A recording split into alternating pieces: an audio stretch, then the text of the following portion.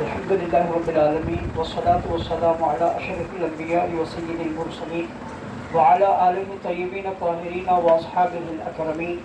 وابنہ الغوث الاعظم الجیلانی اجمعین اما بعد ان اللہ وملائکتہ یصلون علی النبی یا ایھا الذین آمنوا صلوا علیہ وسلموا تسلیما اللہم صل وسلم وبارک علی سیدنا محمد وعلی آل سیدنا مولانا محمد بارک وسلم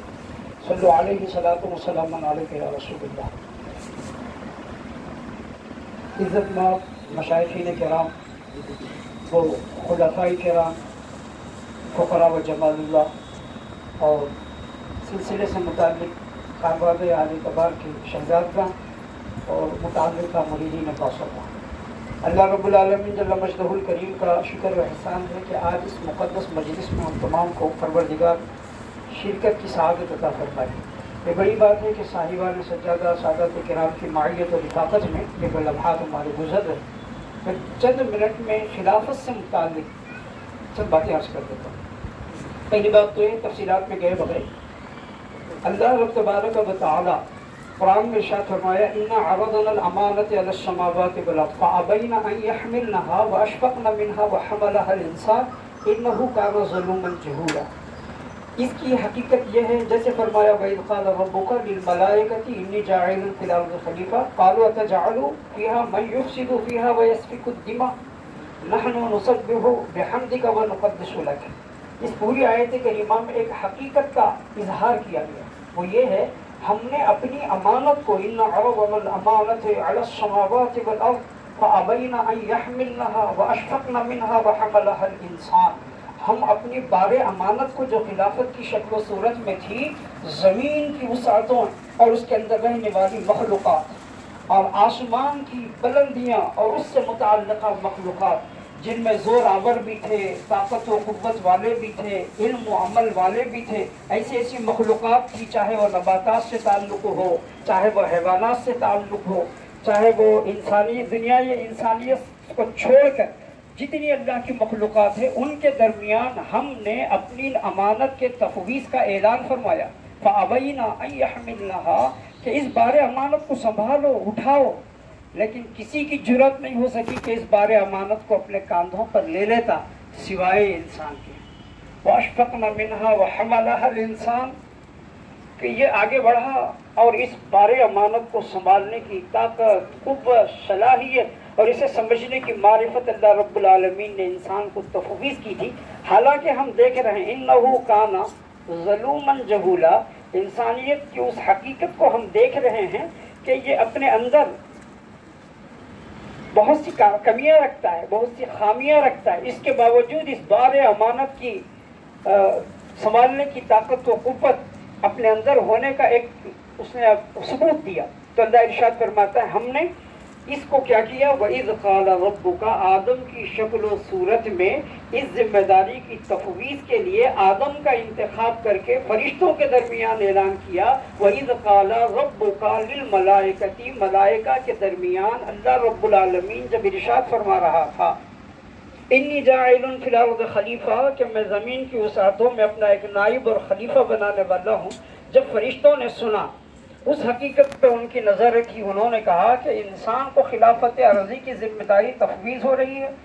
جبکہ نحن نسبح بحمدک، ہم ہمیشہ تیری تعریف بیان کرنے والے، تیرے نام لیوا اور تیری تحمید و تقدیس کرنے والے، اور پھر ہمارے میں خوبی یہ ہے نہ ہم ظلم کرتے ہیں، نہ ہم گناہ کرتے ہیں،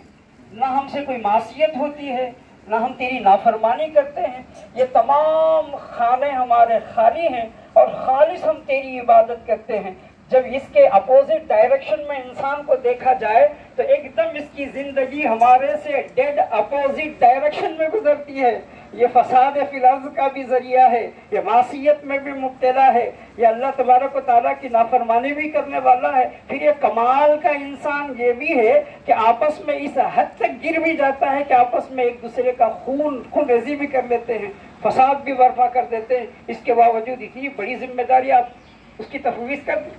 اللہ رب العالمین نے انسان کی اس خلافت کا پاس و لحاظ، اپنی نیابت کا پاس و لحاظ اللہ رب العالمین نے اس سے فرمایا،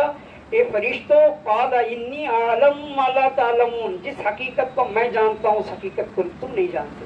اب آپ آخری بات سماعت کر لیں. انسان کو اللہ نے فرشتوں میں جو ممتاز مقام عطا فرمایا، اس کے سر پہ کرامت کا تاج رکھا، خلافت ارضی کی اسے ذمہ داری دی. اللہ رب العالمین نے اپنا نائب انسان کو قرار دیا. فرشتوں کے درمیان مقام انسانیت کو بلند کرنے، خلافت کی عظمتوں کا پاس و لحاظ رب تبارک و تعالیٰ کی اس حد تک تھا. صرف قرآن کی روشنی میں عرض کرتا ہوں، فرمایا وَعَلَّمَ آدَمَ الْأَسْمَاءَ كُلَّهَا ثُمَّ عَرَضَهُمْ عَلَى الْمَلَائِكَةِ فَقَالَ أَنْبِئُونِي بِأَسْمَاءِ هَؤُلَاءِ إِن كُنتُمْ صَادِقِينَ. پوری آیت کا مفہوم عرض کر دیتا ہوں 2 جملوں میں. اللہ رب العالمین نے انسان کی وہ خالص کمزوریوں پر فرشتوں کی نظر تھی، فرشتوں کے سامنے کہا نہیں، انسان کی عظمت کو میں جانتا، تم نہیں جان سکتے. اب اس کے بعد اس کا کس طریقے سے اللہ رب العالمین نے فرشتوں کے درمیان تعارف فرمایا. قرآن کہتا ہے حضرت سیدنا آدم کو علم الاسماء کی حقیقت آپ پہ روشن فرما دی،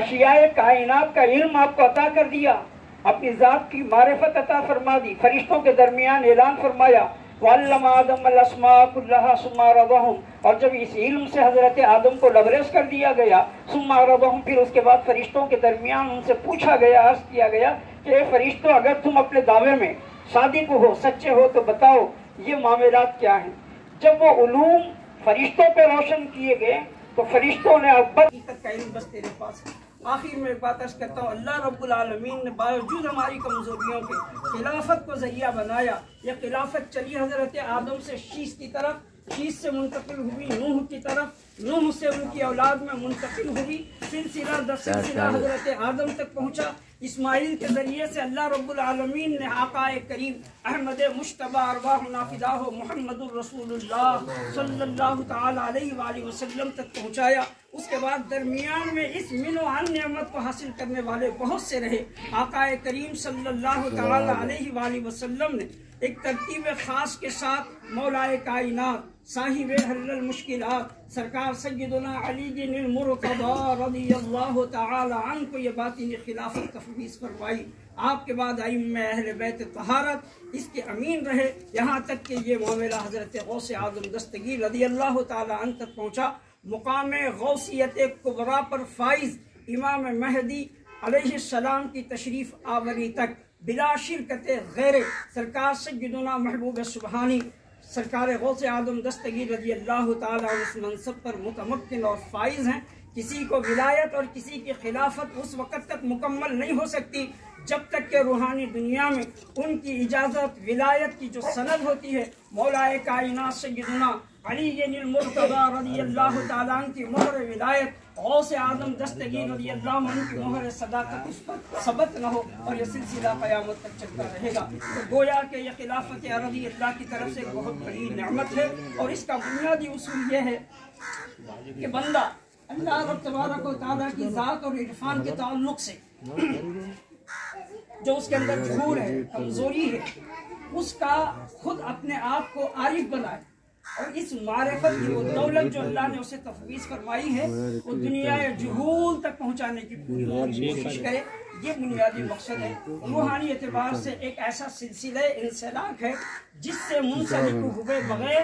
آگے کا جو معاملہ ہے وہ ادھر آ نہیں سکتا۔ مثال کے طور پر جس طرح آپ دیکھتے ہیں گپ اندھیرا کیا ہے، ایک دم اور اس اندھیرے کو دور کرنے کے مختلف ذرائع ہیں۔ اگر آپ وہاں پر دیکھتے ہیں کہ گپ اندھیرے میں اگر کوئی بندہ ایک دیا سلائی میں روشنی ماچس کی کاٹی بھی اگر اس طریقے سے